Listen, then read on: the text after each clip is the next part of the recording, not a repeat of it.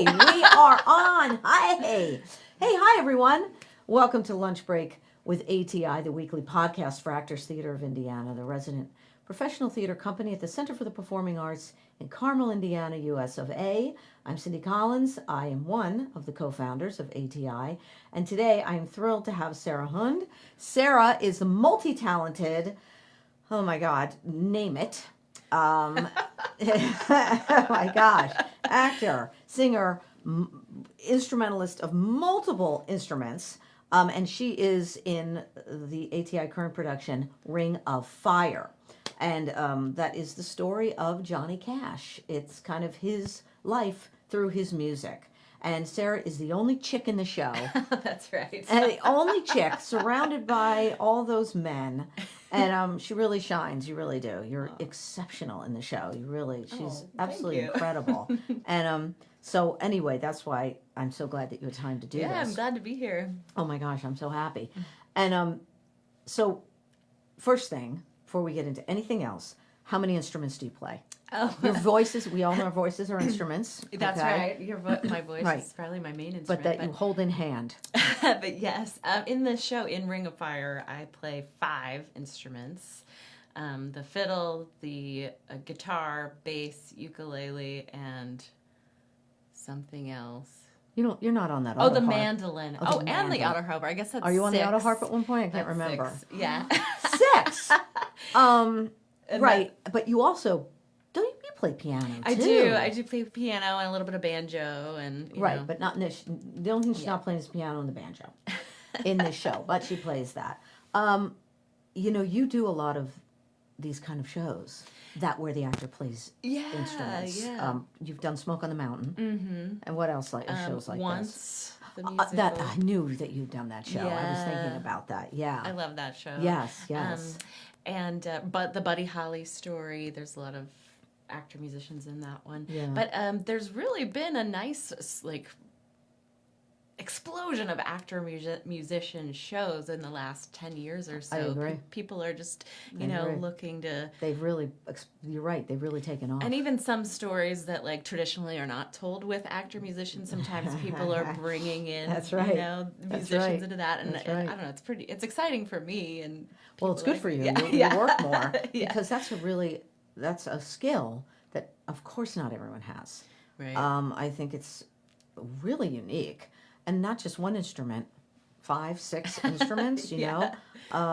And I think that when people see that, they're like, oh my God, right? Well, it's something extra for the audience because, you're accustomed to people telling stories by acting and singing, but then when you can also play the music and incorporate that into the character and into the storytelling, it's, I don't know, it's just another layer of And it's art. it's an appendage of you. It's an appendage almost. It's when you play that. And if you haven't seen the show, do yourself a favor and go see it. She's wonderful, and the rest of the cast is great too. And it's playing until Sunday, so it closes this Sunday. So it has Thursday, Friday, Saturday, Sunday left. Yeah. And it's at the Studio Theater over at the center, and they're all so great, and all of you are constantly have an instrument in hand. But when you play that fiddle, violin, but it's really more of a fiddle in this show. Yeah. It just seems like it's such a part of you. Do you know what I mean? Oh, you know what I mean? Like it's so natural and it's just a part of you playing, and nobody's standing and playing. Everybody's moving around playing instruments and acting and singing, and incredible voice too. You've never done this show before. I've done Ring of Fire once before. Okay. Yeah, I did it in Utah earlier this year. Oh, where you were before this? Yep, at the Tuacahn. Yes. Okay. It's always kind of different, right? I mean, it's always different when you do the same show, but of course. Yeah, it was very different. Director, It ended up, they kind of went through a few versions of the show throughout the course of rehearsal. We kind of revamped the show a few times, but it ended up having 8 actors in it, whereas we just have 6. That's right. And there were 3 women in the show, so we kind of split up the female parts a little bit. Yep. Which was, there was one person who pretty much played June Carter and someone else who played like an What were older you June. played? And I was, they brought in like a mini Pearl character Like when they did the Grand Ole Opry section. Oh yeah. my God. I was just talking about that to Judy. Really? Well, we were talking about Minnie Pearl because she was iconic. Yes, she was an I amazing. grew up watching her on TV. Like comedian, singer, performer. Yes. You know, Well, her and Roy Clark. improviser. Yeah. She Yeah. was incredible. And Yeah. I ended up doing some research on Minnie Pearl before I did that production, just knowing I would have to portray her on stage. My I God, wanted you know, to do you're her justice. perfect, You know? actually. The Oh, hat, thanks. the tag. the price tag. Howdy! Yes! Yes! Yeah. So that was Oh, how fun. fun. Yeah. And then I also played Johnny Cash's first wife, Vivian. Vivian, she got the kind of a raw Poor deal. sweet Vivian Vivian. got the raw deal there. I Yeah. know. You know, she and Johnny Cash had 5 kids. Oh, I thought they had 3. I think they had 5, Okay. for as far as I know. Okay. And then, I know they had 3 daughters. yeah. Definitely. Oh my God, and they had 2 more after that. Yeah, and then he was always on the road. She kind of just got Yeah. stuck at home. Yeah, and- yeah. There's a huge documentary on that, Really? and the 3 daughters are on it. That's why I Okay. thought they only had 3 kids. Ah. Yeah. Now, let me ask you something. So, you are everywhere right now, right? I was just saying to her before I said, you need to just buy an RV. Yeah, I Just would get love to. an RV. Yeah. Because you were here in Indianapolis for a pretty long time. I know you're from St. Louis. Yeah, I grew up in St. Louis. Okay, and your parents still there and Yeah, everything? my family. So, but you resided in Indianapolis for a pretty long time. Did you or did Well, you not? yeah, I was living in New York City, but I Yeah. worked at the Beef and Boards quite a bit. Right, so, because that's where I first saw you. Yeah, they'd bring me in Yeah. a couple shows a year probably, and then when the pandemic hit, I was here. And we all thought it was just gonna blow over real quick. So 2 weeks, so we'll I was be like, back. I'll just stick around till it's all. And then months and months later, I ended up being like, well, I guess I should get a job. Yeah. And I was still here, so I was here Yeah. for several years. Pandemic, Yeah. ended up working at a music school and That's right. We're talking Bach to Rock Bach to music Rock, school. where you're headed Yeah. after this to teach them piano lessons. That's right. Yeah. Yeah. When you and I always wonder about this because everybody asks this question. I did too. When you were a kid growing up, who played music? What influenced you in your household? Were your parents musical? Yeah. What played in the house? What made you go into this crazy business of ours? You know what I mean? Yeah, that's a good question. Right? Yeah. No one in my family is particularly musical as far as playing instruments or things like that. I had one of my friends, Victoria, played the flute when I was like 9 or 10, and I was like, I want to play an instrument. She like kind of showed me how to play the flute, and Yeah. then one year for Christmas, I was like, I want to play an instrument, but not exactly what she plays. So I just asked for violin for Christmas. And my parents were like, what? Why? Yeah. So they rented one for like 2 months, and they wrapped Right, it. we'll see how this goes. Yeah, exactly. They wrapped it and put it under the tree, and immediately I like picked it up and was like, this is it. I love this. So how old were you? I was 10. Yeah, so you're a prodigy or something. You're something is in you. You have that in you. Not from your parents, right? You just naturally had it in I just you. wanted to play. I just wanted to do it. So And from there, from the violin, then what was next? The piano? I picked up the guitar. Okay.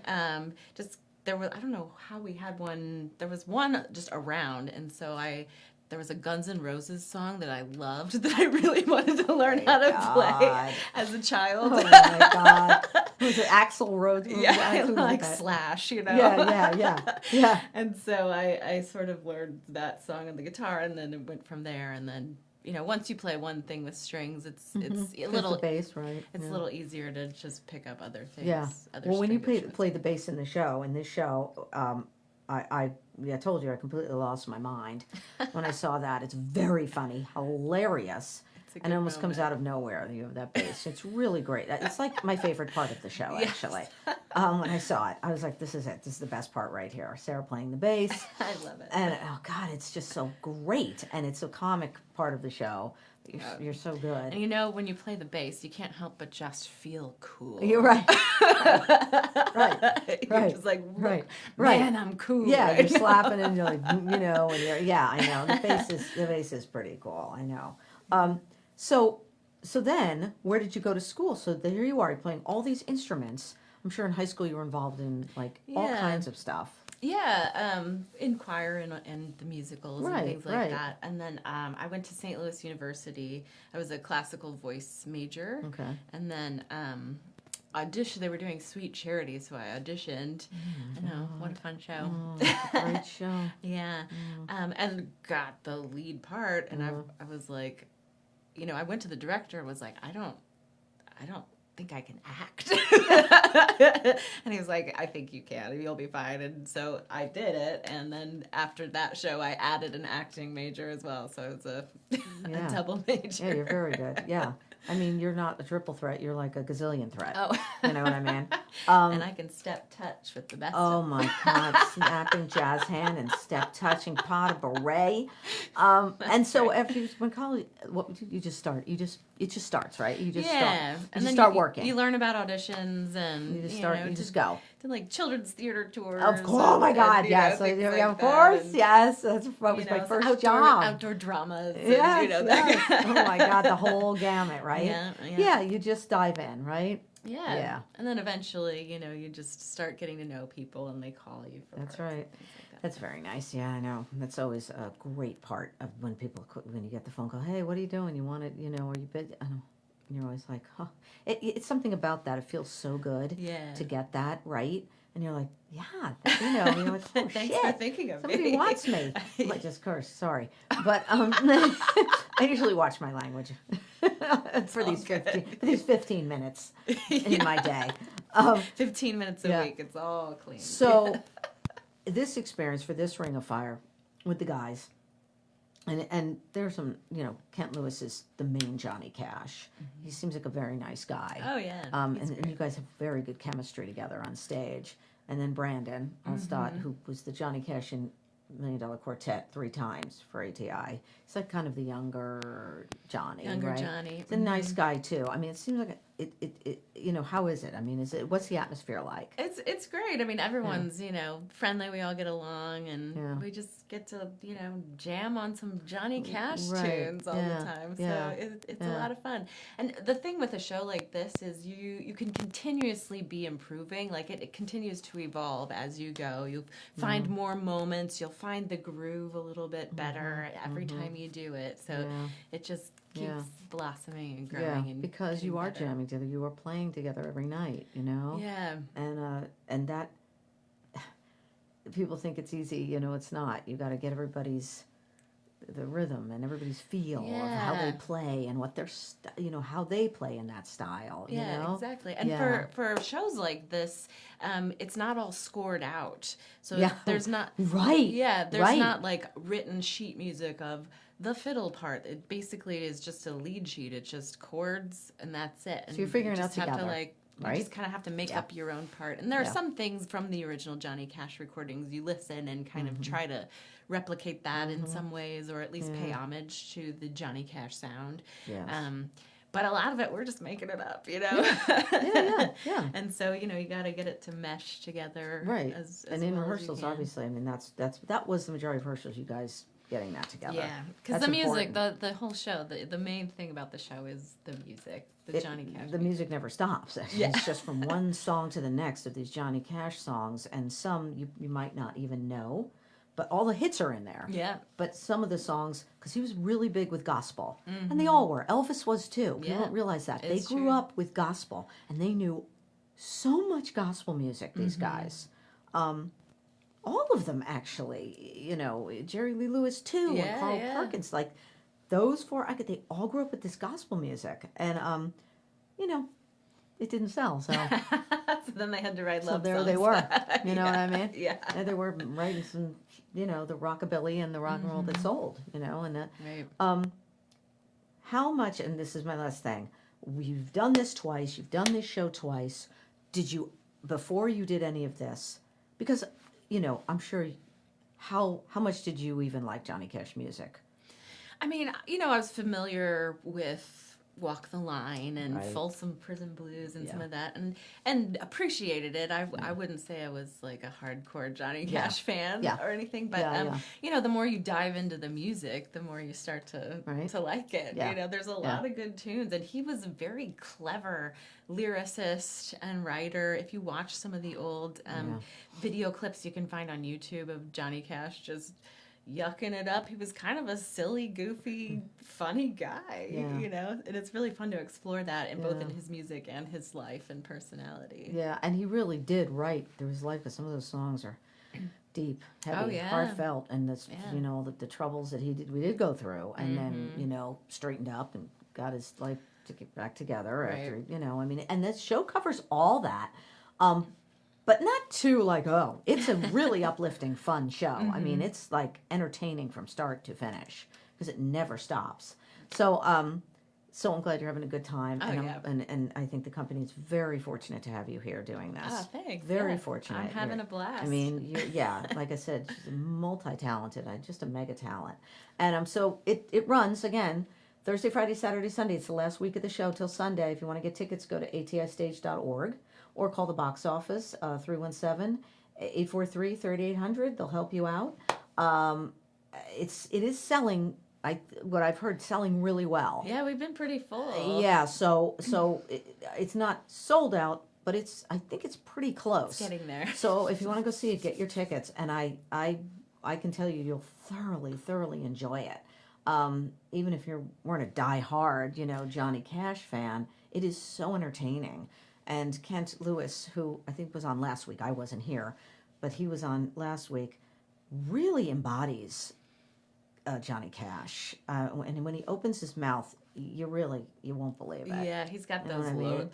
low notes. Yeah, he really, and you have some great songs in it. I mean, you have some great songs in the show.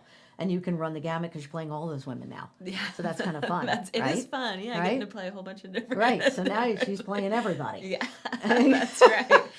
June Carter. Right. And, His mother. And the mother. His mother, June Carter Cash. And Vivian. Vivian for a little bit with that song. Oh, yeah. Vivian. So you got it all going on.